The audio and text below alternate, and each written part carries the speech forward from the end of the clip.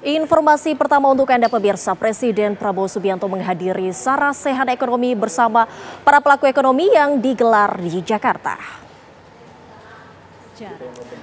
Prabowo tiba sekitar pukul 1:30 siang.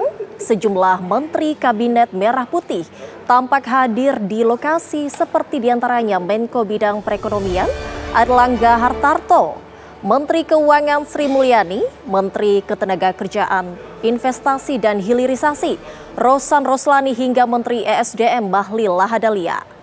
Acara ini juga turut dihadiri berbagai kalangan strategis mulai dari ekonom, pengusaha hingga perwakilan investor. Forum dialog ini untuk merespons kondisi ekonomi global serta membahas tantangan dan peluang ekonomi Indonesia ke depannya.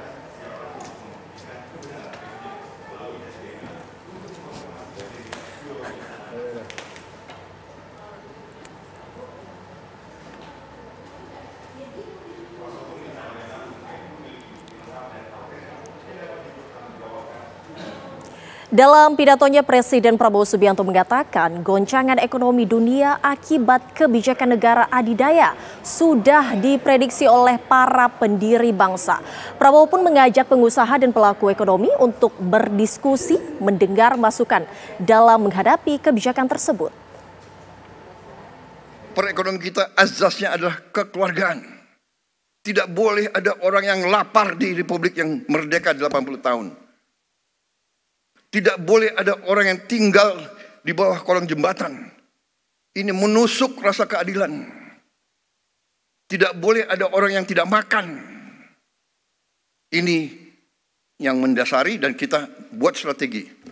Strategi kita ternyata adalah sejalan dengan PBB, dengan United Nations Sustainable Development Goal.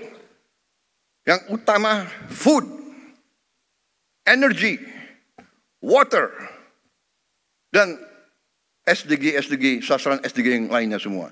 Ini dasar kita. Karena itu, swasembada pangan menjadi sasaran kita, swasembada energi, swasembada dan manajemen air yang baik, dan tentunya industrialisasi supaya nilai tambah ada di Republik kita.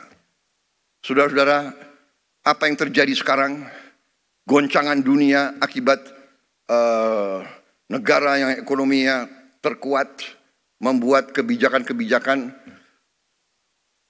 memberi peningkatan tarif yang begitu tinggi kepada banyak negara. Ini bisa dikatakan menimbulkan ketidakpastian dunia. Banyak negara yang cemas, ya.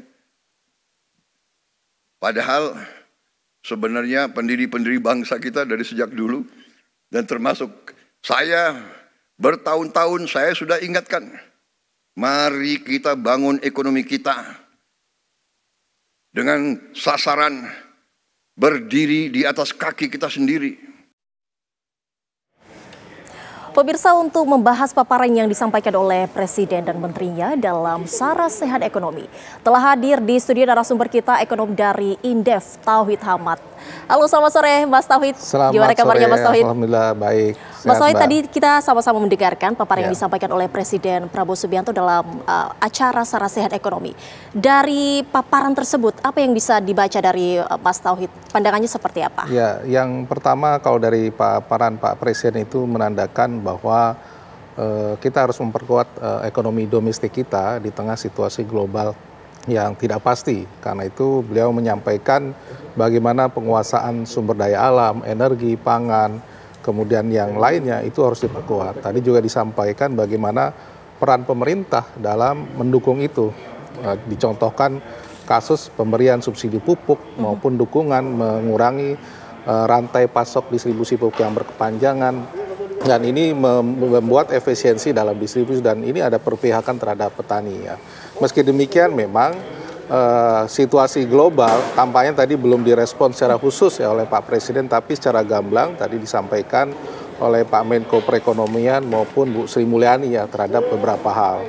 Nah, poin utamanya dari Pak Menko Perekonomian adalah bahwa kondisi ekonomi itu memang akan selalu seperti ini, ketidakpastian tinggi, tapi kondisi data-data yang menunjukkan situasinya masih baik-baik saja ya, kecuali beberapa indikator memang agak sedikit menurun, misalnya indeks saham dan sebagainya, tapi yang lain baik-baik saja.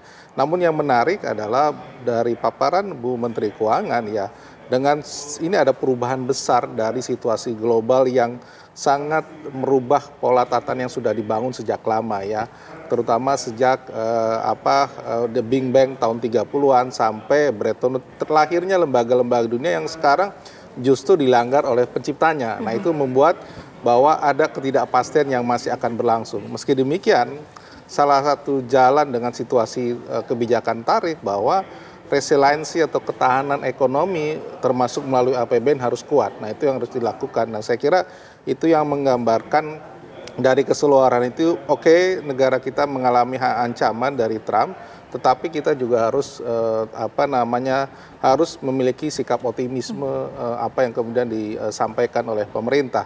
Meskipun tadi sebenarnya banyak hal yang harusnya kita juga harus kritisi, banyak yang belum merespon. Bagaimana kalau misalnya ternyata ini berdampak dalam sekian bulan pada tenaga kerja kita, pada industri-industri turunan kita dan sebagainya, yang kemudian juga ada langkah antisipatif apa yang kemudian disiapkan, itu sama sekali belum keluar. Saya kira beberapa memang sudah disampaikan pemerintah, tapi masih mungkin belum punya. Mudah-mudahan nanti di dalam diskusi di sana bisa keluar semua itu. Oke, seperti yang Mas Tauhid sampaikan tadi dalam paparan Menteri Perekonomian bahwa ini situasinya masih dalam keadaan baik-baik saja. Tapi kalau kita lihat beberapa waktu lalu ini Trump menaikkan tarif 32% untuk Indonesia. Apa dampaknya sebenarnya untuk Indonesia? Apakah masih dibilang dalam keadaan baik-baik saja meskipun tarifnya sudah naik? Menurut saya ya kondisinya jelas ya, harga saham dan nilai tukar ini sudah langsung menghit kita begitu. Bukan hanya kita tapi di banyak negara. Artinya para pelaku usaha sudah mulai melakukan perhitungan ulang, terutama bagi sektor-sektor atau produk-produk yang memang berhubungan langsung dengan perdagangan dengan Trump begitu ya, dengan Amerika maksud saya. Itu otomatis harga di sana naik, permintaan turun, dan otomatis kita juga akan kehilangan potensi produksi ya. Tawaran yang tadi disampaikan juga oleh Pak Menko maupun Bu Sri sebenarnya dalam tataran teoritis cukup baik, tapi itu nggak bisa cepat. Misalnya trade diversion ke negara lain itu butuh waktu begitu ya, apalagi marketnya berbeda begitu. Apalagi kalau kita mengambil alih pasar China, pasar Vietnam dan sebagainya, berarti kan surplus kita makin besar. Tadi sudah disampaikan bahwa kalau surplus kita semakin besar, Amerika makin marah. Begitu. Sementara kita tidak punya tawaran impor apa yang kemudian kita bisa lebih besar agar defisitnya bisa diperkecil. Nah, itu juga harus hati-hati ketika kita akan mengambil alih beberapa pasar yang tidak dimiliki, tetapi itu akan membuat proses negosiasi akan justru jauh lebih alot begitu. Tadi disampaikan oleh Menko, Pak Menko, kalau mereka akan melakukan antisipasi seperti negosiasi terhadap Amerika Serikat. Apakah itu akan efektif dalam waktu terdekat ini? Nantinya kita akan jawab di segmen berikutnya. Pemirsa, Kabar Merah Putih akan kembali usai jeda berikut ini, tetaplah bersama kami.